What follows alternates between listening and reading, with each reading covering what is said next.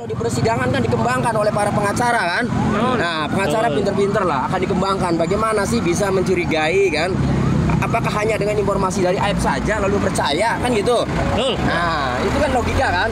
Nah, alat bukti apa sih yang dimiliki kan itu? Sehingga yakin banget. Ingat loh ya, penangkapan terhadap seseorang ya itu harus ada alat bukti yang kuat. Itu dulu.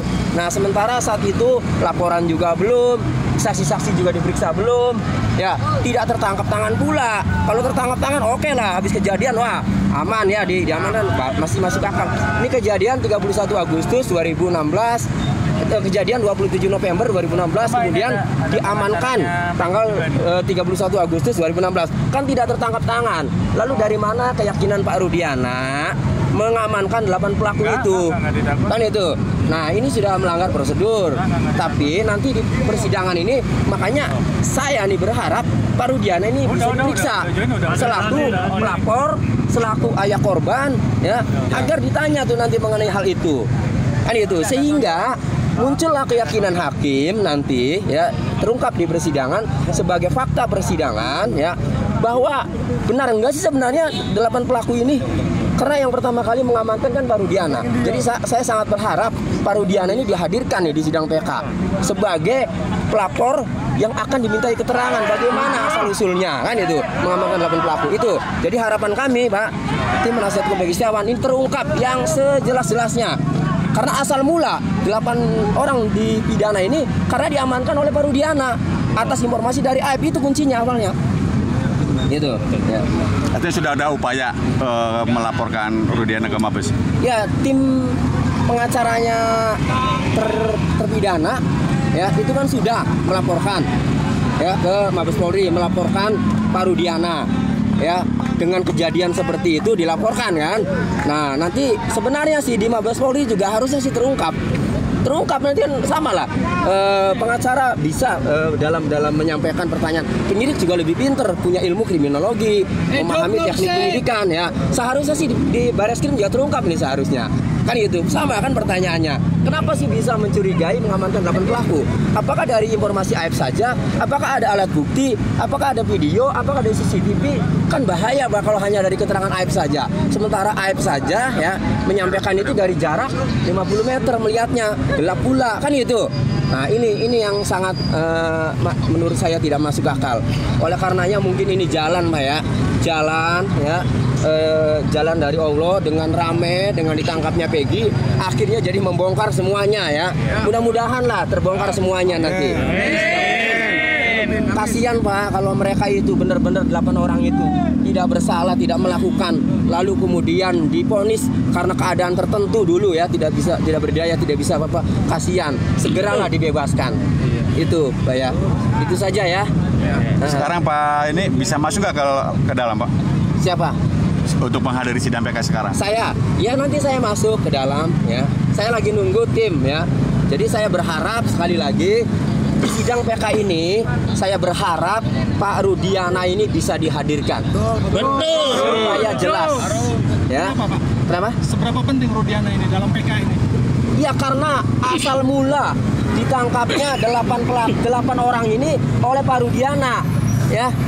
Berdasarkan keterangan dari Aib, sementara Pak Rudiana kan tidak menyaksikan langsung peristiwa itu. Lalu dari mana dasarnya? Apakah ada alat bukti yang mengarah ke 8 pelaku? Apakah cukup keterangan Aib saja? Apakah Aibnya benar-benar melihat? Kan begitu. Nah, kan awalnya itu diamankan 8 pelaku, kemudian akhirnya sampai divonis. Kan itu.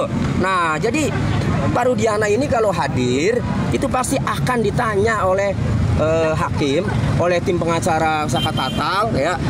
Bagaimana kok bisa yakin bahwa 8 orang inilah yang melakukan? Kan begitu. Sejauh ini sudah ada informasi akan hadir nggak Pak Rudiana ini? Belum tahu. Ini kan harapan saya ya dalam PK ini karena untuk mengungkap kebenaran, maka dimulai dari Pak Rudiana dulu. Karena Pak Rudiana lah ya yang mengamankan 8 orang itu yang sekarang menjadi terpidana. Kan itu. Kalau Peggy dengan relasinya dengan Saka seberapa jauh Pak?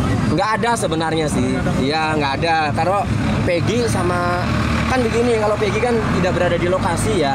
Jadi ya kalau ditanya pun ya nggak tahu kan kejadian itu, susah kan, nggak ada sih korelasinya. Artinya tim kuasa hukum dalam Ya. hal ini support aja atau gimana? Iya, kami datang ini mensupport ya Sakat Tatal dan tim pengacaranya Sakat Tatal agar mereka semangat ya untuk terus mengungkapkan kebenaran melalui sarana atau melalui instrumen proses hukum sidang peninjauan kembali Sakat Tatal ini. Makasih Pak Tony. Allahu Akbar. Ini sidang terbuka boleh masuk nggak masyarakat umum? Boleh? Belum boleh Pak. Nggak boleh ya? Iya Pak. Ngomong apa di mana Pak? Nggak tahu nih, saya juga boleh masuk nggak? Gimana kalau nggak bisa masuk Pak? Gimana kalau nggak bisa masuk nih Pak? Ibu Yanti belum ya? Udah masuk. Tadi udah Udah? tapi keluar lagi tadi. Tadi udah datang sama tim. Oh tapi sekarang belum masuk lagi belum ya? Belum. Soalnya dibatasi Potong dari beton. Alhamdulillah. Oh, potong ya? Bang Ramayu.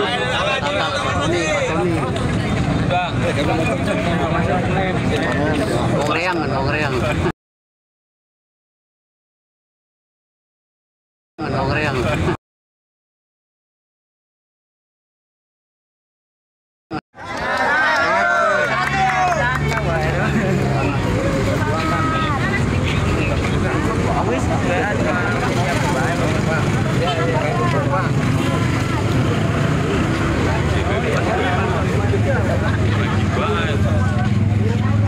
Pak Tony mulai masuk ke gerbang. Bukan. Kita dikeroyok. Bukan.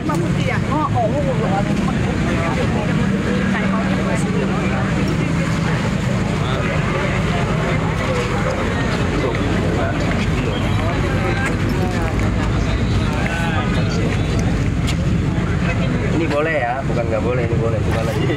Ibu Yanti. Thank you Kokoji. Iya.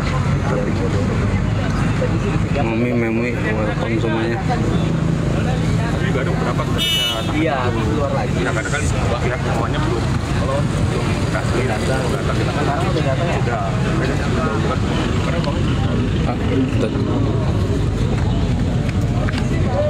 Kita mau bareng.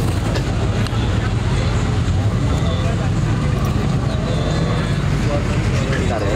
Pak Tony ini.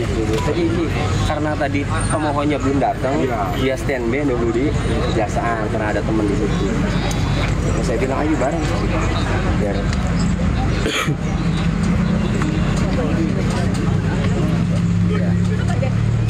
Peginya nggak Pak? enggak. Ini lagi sama lihat Pak. Kayaknya lagi istirahat. Oh, ini kan. Yuk dibantu tap guys, di share guys, biar jangkauan kita lebih luas lagi. Yang belum tahu terkini posisi di Pengadilan Negeri Cirebon mau sidang PK Sakat Tatal.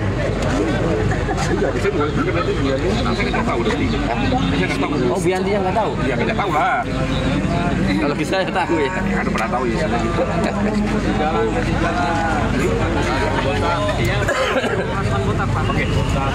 Ada lagi Bu, ada lagi. Masih depan gerbang guys. Ada lagi ya. Pak Tony. Pak. Nggak boleh sih Pak. Mampu ya Pak. Di luarnya aja sih Pak.